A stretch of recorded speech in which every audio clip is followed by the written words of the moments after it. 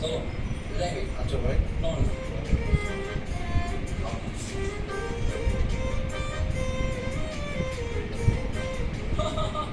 তোমার ওই ইয়াকু আর আমি মনে হয় মানে একলা একলা মাছ কাটতেছে অথবা কারণ দিয়ে মাছ কাটাইতেছে।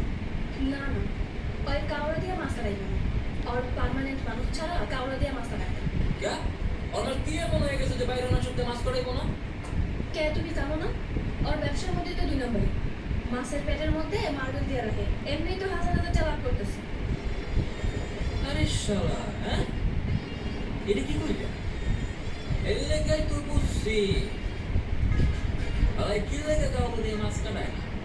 হ, আমি যখন মাছ কাটি তখন কৌশলে কেউ যেন না দেখে মার্বেলগুলো আলাদা করে সেট করে নেয়।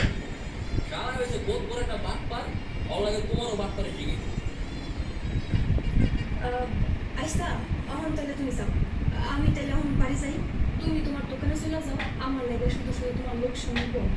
আচ্ছা ঠিক আছে